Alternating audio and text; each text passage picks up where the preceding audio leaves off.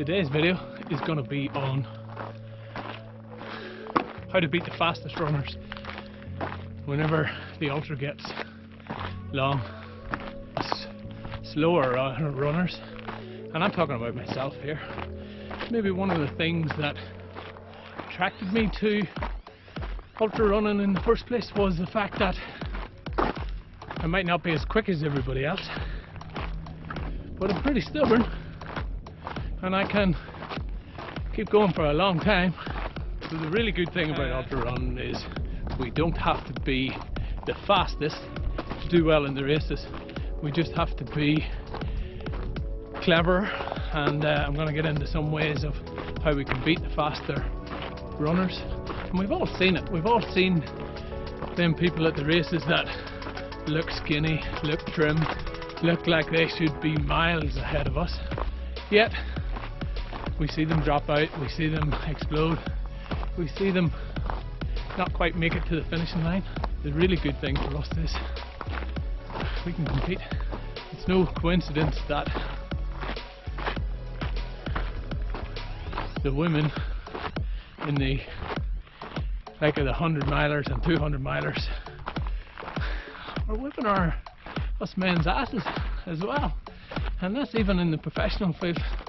So distance really does level the playing field. So what are some of the things that can help level the playing field and get us finishing quicker than for the like of a 100, 200 mile ultra? This is where you can really start climbing them fields by just doing the following really well. Have a race plan. Have a race plan. Think about it. Have a pace in mind. Get your pace right. Stick to your pace. Don't worry about how fast the people on the first day or the first half of the day are going. The weird thing about ultras is the longer the race, the longer it goes, the more you never know what's going to happen. Really fast runners that take off, maybe they're just going to be out of our league and we're never going to catch them. But that little group of the quicker runners that kind of sit just behind that, maybe hasn't trained right, maybe hasn't had a goal, maybe it doesn't have a good race strategy. You never know what's going to happen up ahead, and you can't control that. But what you can control is your race plan. Have it, set it, stick to it, have your goal in mind on the time that you would like to finish in, and work towards achieving that. Everybody else, let them worry about themselves. Woo! Mount Robinson at its finest. I'm down in the heat here, just so you know. You have a race strategy. We know we're going to stick to the race strategy. What's the next thing that's really going to give you that edge over the quicker runners? And that's the consistent training, guys. Consistency. Clock up the long miles. Clock up the tough back-to-back weekends. Clock up the things that are going to make you more and more resilient.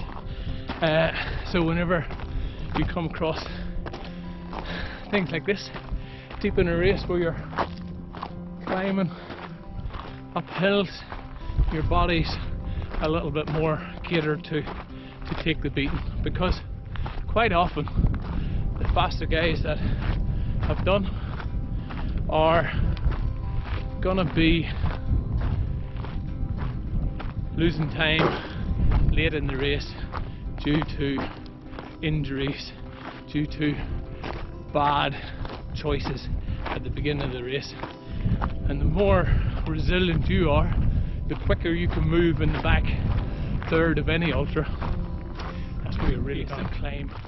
You have got good training. We have got foot care is the next one.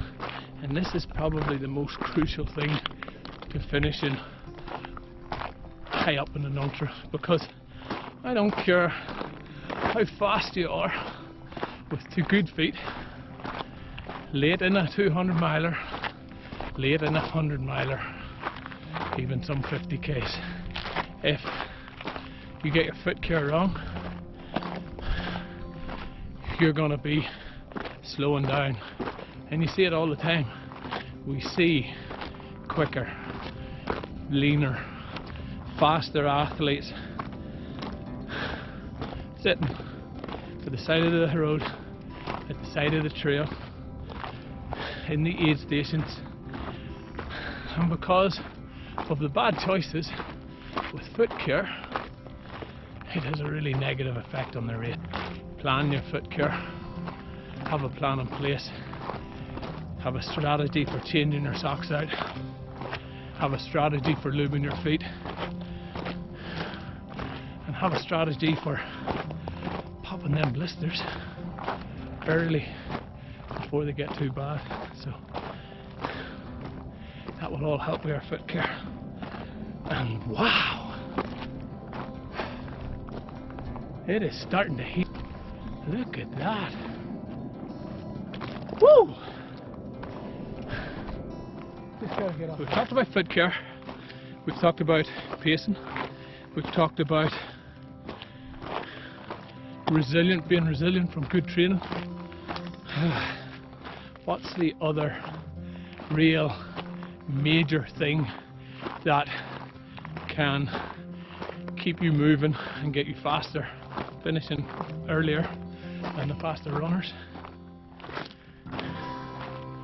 We're going to jump into that as soon as I thank everybody that has subscribed.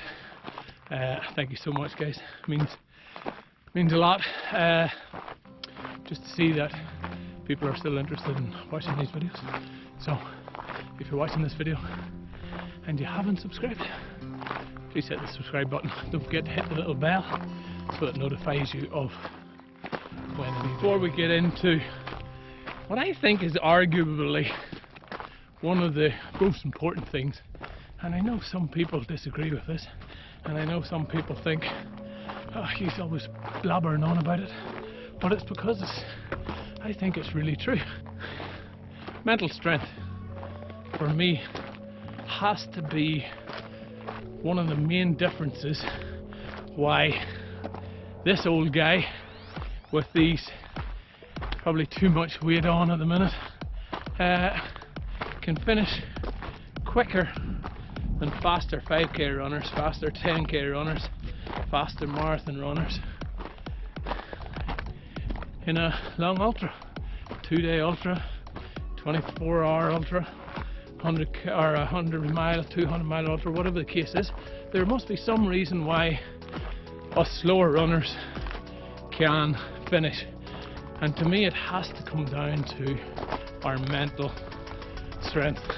The more you can kind of take away from the pain and the suffering that you're feeling by looking at the like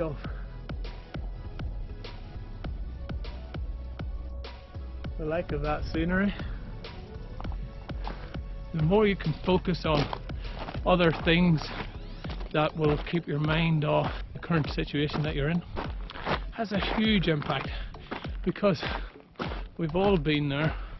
We've all been in that suck moment where things aren't quite right, and for some people it just becomes too much. They stop too long at aid stations, they pull out of the race too early whenever they could have went on. They make lots of choices that if their head was in the right space it wouldn't happen. So for me, really important one, mental strength. And you can check out a few of the videos that I've done on them on the playlist. The last thing I really want to touch on, which is going to help you get to the finish line before them faster runners, is efficiency. Efficiency, what do I mean by that? I mean, even in the slow patches, like climbing great big hills like so, let's make sure you're still moving. You've still got a nice pace. You're being efficient as possible. And this is where the plan comes into place as well, because plan your rest stops, plan your aid station breaks, how long you're going to do it while you're in a good state, not while you're sitting at the aid station going, I can't go on. Plan how long you're going to stop. Worked really well for me in last year's 200 miler. It was a case of my crew knew this is how long I intended to stop at this aid station.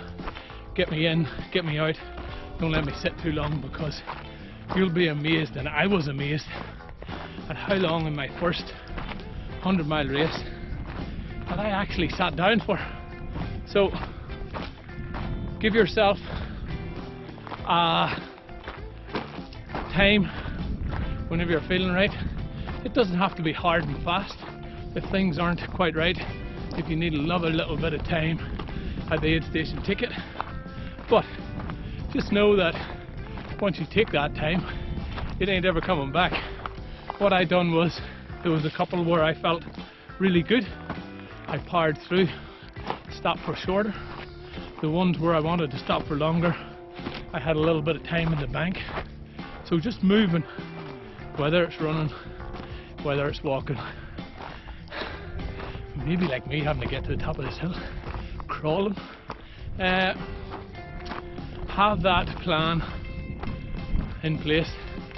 Be nice and efficient. Don't stop and talk too long at the aid stations.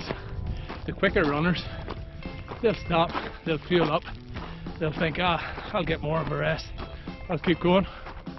It's a bit like the tortoise and the hare story. We all know that. So be the tortoise. Embrace the fact that we're slower than the fast runners.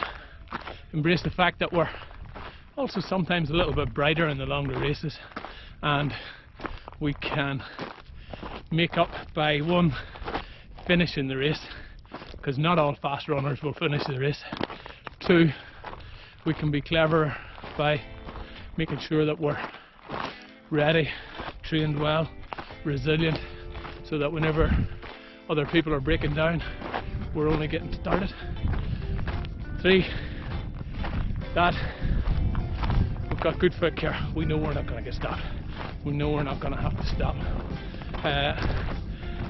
4, our mental strength, so that if we do have foot care issues, we're mentally strong. We're mentally capable of pushing on, going, this ain't going to stop me. This ain't going to slow me down. The sooner I keep going, the quicker I move, the sooner I finish this goddamn race. We've got all them little tricks in our book, and then, as I say, the last one, 5th one, just be time efficient. Be very cautious that every second that we stop, every second that we lie down, and don't get me wrong here, we need rest, we need breaks.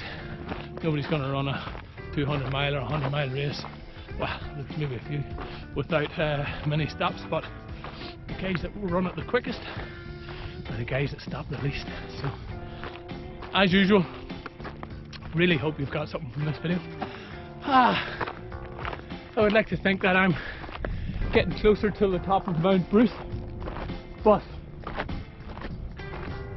I think there might be more hidden surprises up around that corner, so I'm off to finish my run. Or at this stage, my hike. At least it'll be running coming back. And as usual, thanks for watching. Enjoy the trails.